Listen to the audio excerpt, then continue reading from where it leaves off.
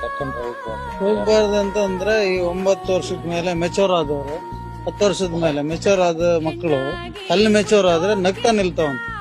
ನಮ್ಗೆ ಇದು ನನ್ಗೆ ಪರಿಚಯ ಆಯ್ತು. ನಮ್ಗೆ ಒಬ್ರು ಹೇಳಿದ್ ನಮ್ ರಿಲೇಟಿವ್ 9 ವರ್ಷ ಅದೇ ಆದ ತಕ್ಷಣ ಅಲ್ಲಿ ಮೆಚೂರ್ ಆದ್ರೆ ಅದು 9 ವರ್ಷದ ಮೇಲೆ ಇವಾಗೆಲ್ಲ ಬೇಗ ಆಗೋ ಮಕ್ಕಳು ರಿಟರ್ನ್ ಬರುದಿಲ್ಲ.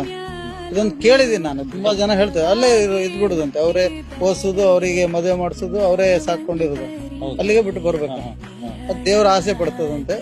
ಅವರು ಮೊದ್ಲಿಂದ ಎಲ್ಲ ಹೇಳ್ಕೊ ಬರ್ತಾ ಇರೋದು. ಇವ್ ಮೊನ್ನೆ ಕೇಳಿದ ತಕ್ಷಣ ನಾನು ನಮ್ ರಿಲೇಟಿವ್ ಮನೇಲಿ ಬಿಟ್ಟು ಹೋಗಿದ್ದೆ. ಇಲ್ಲಿಂದ ಟಿಕೆಟ್ ಮಾಡಿದೀನಿ, ಗವರ್ಮೆಂಟ್ ಬಸ್ ಅಲ್ಲಿ ಅವ್ರಿಗೆ ಫ್ರೀ ಅಲ್ಲ, ಟಿಕೆಟ್ ಮಾಡಿದೆ. ಅವ್ರಿಗೆ ಟಿಕೆಟ್ ಮಾಡಿದೀನಿ. ಕಡೆ ಕೋಳಿ ಅಂಗಡಿಯಲ್ಲಿ ಈಗ ಇಲ್ಲಿ ಯಾರಾದ್ರೂ ಆತರ ಬಿಟ್ಟು ಬಂದಿರೋರು ಕೇಳಿದೀನಿ ನಾನು.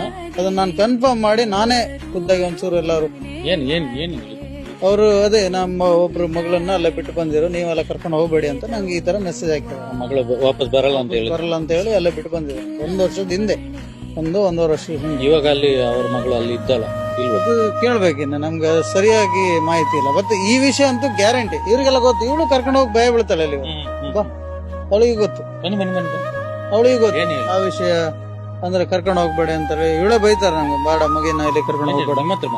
ಅವ್ರು ಮಾತಾಡಿಲ್ಲ ಅಲ್ಲ, ಈ ವಿಷಯ ಮೊದ್ಲಿಂದ ಇವ್ರಿಗೆಲ್ಲರಿಗೂ ಗೊತ್ತು, ಹಿರಿಯವರಿಗೆ ಗೊತ್ತು.